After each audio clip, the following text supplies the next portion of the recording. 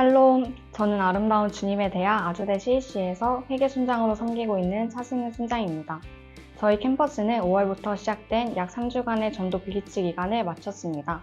노방전도와 관계전도 그리고 도프부스 전도를 통해 캠퍼스의 복음의 씨앗을 심는 일에 동참할 수 있어 감사했습니다. 특히 엄마 순장님과 딸 순원과 함께 캠퍼스에서 노방전도를 하며 감사하고 뜻깊은 시간을 보낼 수 있었습니다. 여러분들도 여러분의 순원들과 함께 캠퍼스에 나가 복음을 전하는 풍성한 시간을 누리시길 소망합니다. 오늘 본문에서는 가룟 유다와 대제사장, 그의 종이 예수님을 끌고 대제사장의 집으로 들어가면서 시작합니다. 예수님이 대제사장의 집으로 끌려갈 때 베드로는 멀찍이 따랐습니다. 그러고는 대제사장의 뜰에 불을 피우는 무리 속에 앉아 예수님을 지켜봅니다. 이틀 전인 월요일 말씀에서 베드로가 예수님과 함께라며 죽음도 각오하겠습니다 라고 말한 것을 기억하시지요? 예수님이 대제사장과 그 종들에게 이끌려 가실 때 칼을 들어 대제사장 종의 길을 자른 것도 바로 베드로였습니다. 호기로운 베드로의 모습은 점점 예수님을 멀찍이 따르는 것으로 우리와 함께 앉아 그들 틈에 섞이는 것으로 바뀝니다. 대제사장의 뜰까지 예수님을 따라온 것은 용기 있게 살만합니다. 그러나 사람들이 베드로가 예수님과 관계된 사람인 것을 드러내자 베드로는 예수님을 3번 부인하며 배반합니다. 그리고 베드로가 3번째 부인하며 아직 말하고 있을 때 닭이 웁니다. 그리고 그때 예수님은 돌이켜 베드로를 바라보십니다. 그제야 베드로는 예수님이 말씀하신 것을 기억하고 밖에 나가서 심히 통곡합니다. 베드로가 예수님을 3번 부인할 것이란 예언이 성취되었습니다. 이 사실과 함께 돌이킨 후에 내 형제를 굳게 하라는 말씀 또한 성취될 것을 기억해야 합니다. 예수님은 이미 베드로와 제자들이 배반할 것을 알고 계셨습니다. 그럼에도 제자들을 포기하지 않으신 예수님의 크신 사랑을 이를 통해 깨닫게 됩니다. 자신이 배반할 것을 알고도 자신을 사랑한 예수님의 사랑을 베드로가 깨달았기 때문에 통곡하며 눈물을 흘렸을 것입니다. 그는 예수님의 사랑 앞에 완전히 무너졌습니다.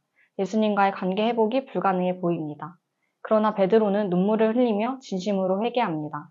예수님은 계속해서 사람들로부터 모독을 받고 십자가를 지는 죽음의 길을 향해 갑니다. 날이 밝아오자 대제사장과 서기관들이 예수님을 공회로 끌어들여 예수님을 재판받게 됩니다. 부당한 재판 과정 속 하나님의 아들이냐는 질문에 예수님은 내가 그니라 라고 답하시며 자신을 변호하지 않으시고 하나님의 아들이심을 공표하십니다. 본문을 묵상하며 회개의 은혜를 깨달을 수 있었습니다. 예수님을 판 가룟 유다와 예수님을 부인한 베드로는 예수님을 배반했다는 점에서 크게 다르지 않습니다. 그런데 이 둘은 매우 다른 길로 가게 됩니다. 어떤 차이가 있었을까요? 베드로는 회개했고 가룟 유다는 회개를 하지 않았습니다. 베드로는 자신의 죄로 인해 아파하며 밖으로 나가 홀로 통곡합니다. 베드로가 진심으로 자신의 어리석음, 교만함, 무능함을 깨닫고 무너진 그때 참 힘들었을 것입니다. 자신에 대한 실망으로 자신이 너무 미웠을 것도 같습니다. 그러나 베드로 자신조차 자기를 포기했을 그때 여전히 예수님께서 그를 버리지 않으셨습니다. 베드로를 바라보는 예수님의 그 눈빛에 사랑이 어렸을 것입니다. 그 눈빛으로 베드로는 자신의 잘못을 깨달았고 회개했고 회복할 수 있었습니다. 그러나 가룟 유다는 회개의 길을 잡지 않고 끝내 자신의 목숨을 버리며 예수님을 저버리는 선택을 합니다. 사실 나의 잘못을 깨닫는 것은 쉽지 않습니다. 사람은 어리석고 용기가 없으며 교만하기 때문입니다. 저의 경우 제가 있으며 죄로 인해 받은 불이익에만 집중하며 불평했었습니다. 당연히 회개가 없기에 회개되지 않은 채 저희 죄는 쌓여만 갔습니다. 그러던 중 하나님이 만나주셨고 베드로가 심히 통곡한 것처럼 저 또한 죄로 인해 아파하는 시간을 보내게 되었습니다. 저의 잘못을 깨닫고 인정하게 되었습니다. 그 순간 저의 마음에는 자유와 평안이 주어졌습니다. 하나님의 용서하심을 통해 사람 앞에서 하나님 앞에서 새로운 삶을 살 기회를 얻게 된 것입니다.